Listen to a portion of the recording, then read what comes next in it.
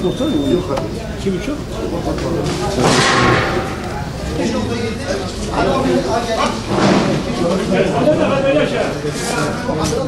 Kimi çekiyor?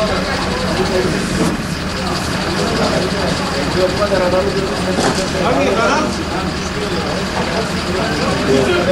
Mal sağlamak için. Babamız Halil içine bakıyor. Halil yerine sınavını bir torbaya bakıyor. 1,5 liranın ilk bak sana içiyor.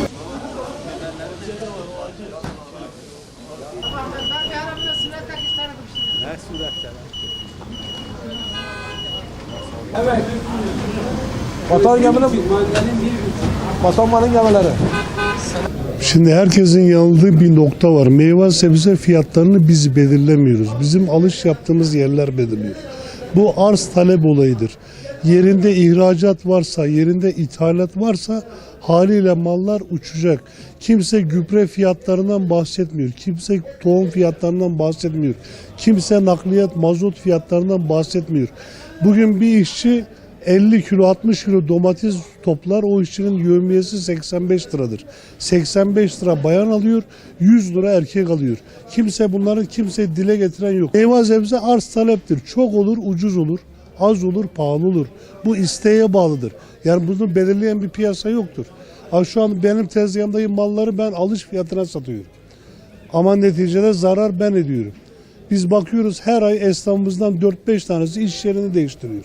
Neden? Kimse memnun değil. Denetim mekanizması pazar ve marketler olmalı. Onları denetlemeleri lazım. Ellerinde fatura var, alıp baksınlar.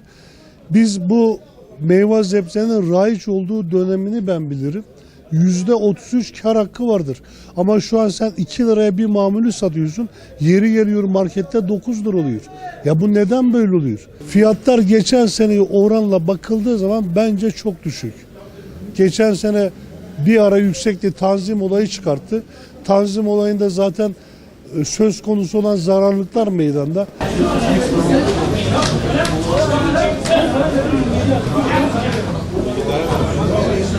Giden yıl patates soğanında hava şartları çok yağışlı olduğundan dolayı çürüme oldu. Çürüme olduğundan dolayı ürünümüz azaldı. Azaldığından dolayı da fiyatlarda yükselme oldu. Bu yıl giden yıla göre fiyatlarımız %30 daha ucuz, daha az. Giden yıl 2 liraya satmış olduğumuz Washington portakal bu yıl 1200-1300 lira. Giden yıl 1500 liraya satmış olduğumuz havuç bu yıl 1200 lira. Yani ürünlerde %30 düşme var, ucuzlama var. Giden yıl işte patates soğanında aşırı yükselmeden dolayı hükümetimiz tanzim noktaları açtı. Bu da çözüm müdür? Değildi. Vatandaş ucuz mu yedi? Yine ucuz yemedi. Bu da bizim hükümetimizin biraz eksikliği. Nasıl eksikliği? Çiftçiye destek olmayışı. İşte mazotun çok yüksek olması, enerjinin çok yüksek olması maliyetleri biraz yükseltiyor.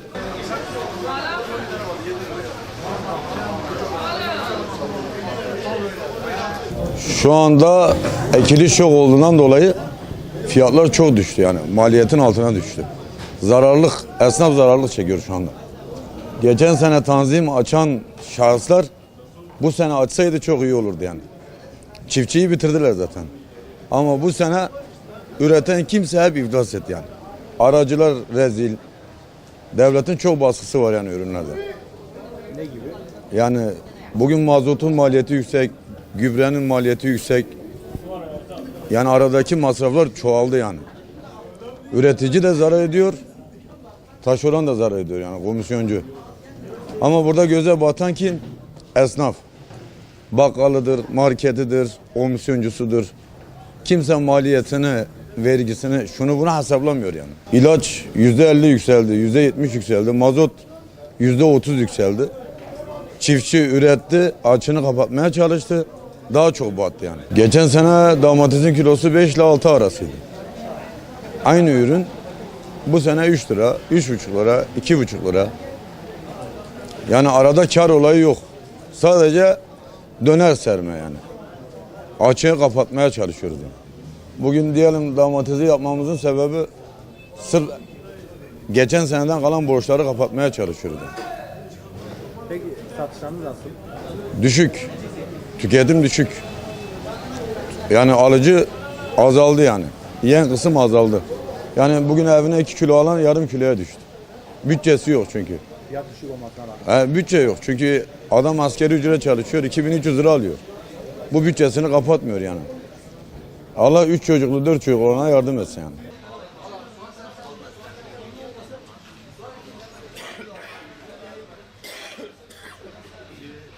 Geçen yıla göre bu sene daha düşük ama vatandaşta alım gücü olmadığı için işimiz yoktur yani. Şu anda işler bayağı durgun. Gelen mallar zaten bekliyor. Satışımız %50 daha düştü geçen yıla göre. Millette alım gücü yok. Alım gücü olmazsa ne yapsın vatandaş?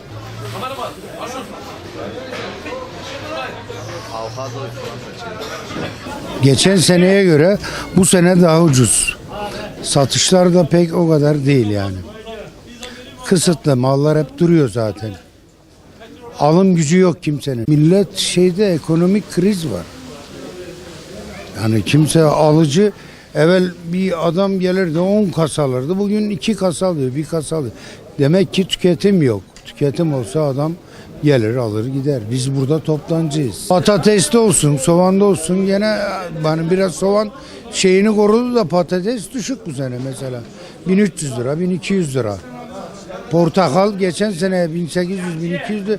Bu sene 1500. Mandalin geneyle.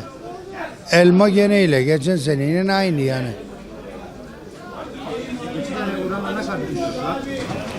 %30, %20 yani. Genelde öyle.